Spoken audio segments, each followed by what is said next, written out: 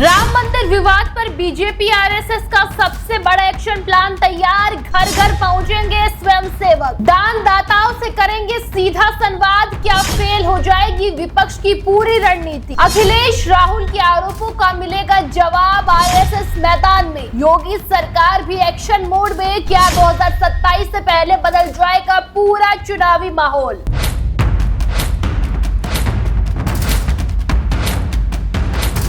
होई ही सोई जो राम रखी राखा, को करी तर्क बढ़ावे साखा।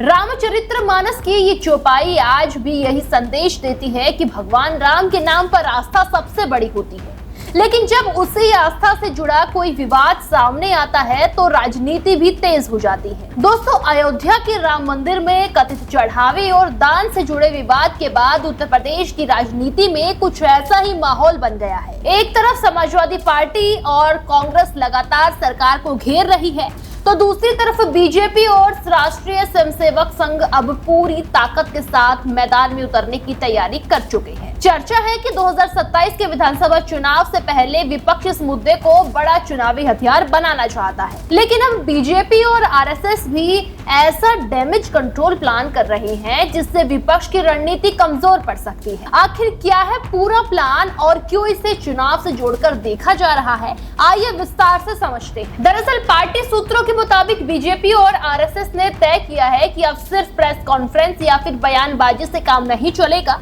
इसीलिए संघ के स्वयंसेवक सीधे लोगों के बीच जाएंगे।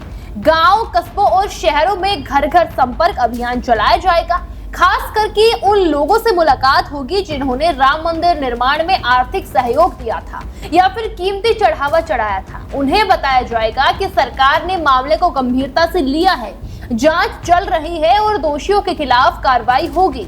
उद्देश्य यही है कि श्रद्धालु के मन में अगर कोई शंका है तो उसे दूर की जाए।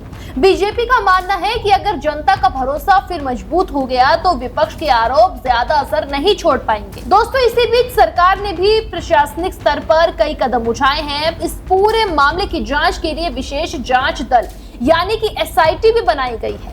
कई लोगों के खिलाफ मामला दर्ज किया गया है और राम मंदिर प्रबंधन से जुड़े कुछ प्रमुख पदाधिकारियों ने अपने पद छोड़ भी दिए हैं। बीजेपी नेताओं का कहना है कि सरकार ने किसी भी शिकायत को दबाने की कोशिश नहीं की है, बल्कि जांच शुरू कराकर साफ संदेश दिया है कि अगर कहीं भी गड़बड़ी हुई है तो कार्रवाई होगी। पार्टी कार्यकर्ताओं को भी यही निर्देश दिए गए हैं कि वे जनता के बीच जाकर ये जानकारी दे कि सरकार पारदर्शिता के साथ काम कर रही है और किसी भी दोषी को बचाया नहीं जाएगा। यानी अब मुकाबला सिर्फ आरोप और जवाब का नहीं रहा है, बल्कि एक तरफ विपक्ष इस मुद्दे को जनता तक पहुंचाना चाहता है तो दूसरी तरफ बीजेपी और आरएसएस भरोसा वापस जीतने की कोशिश में जुट गए हैं और इसी वजह से ये मामला अब पूरी तरह से चुनावी रणनीति का हिस्सा बनता हुआ दिखाई दे रहा है। राजनीतिक जानकारों का मानना है कि समाजवादी पार्टी और कांग्रेस इस मुद्दे के जरिए बीजेपी के सबसे मजबूत मुद्दे यानी कि राम मंदिर और हिंदुत्व की राजनीति पर सवाल खड़े करना चाहती। हाल ही के दिनों में कई विपक्षी नेताओं ने इस मामले पर बयान दिए हैं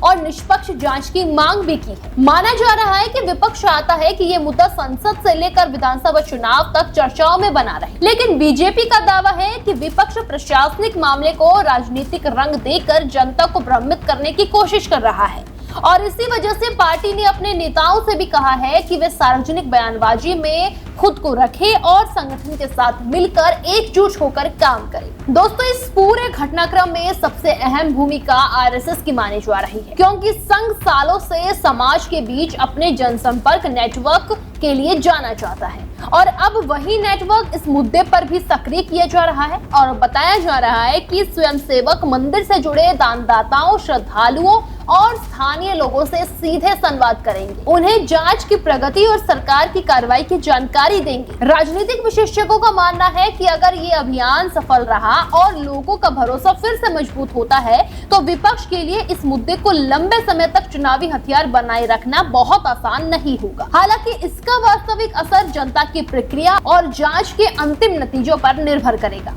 अब सबसे बड़ा सवाल यही है कि क्या आरएसएस का ये जनसंपर्क अभियान विपक्ष के आरोपों की धार कम कर पाएगा?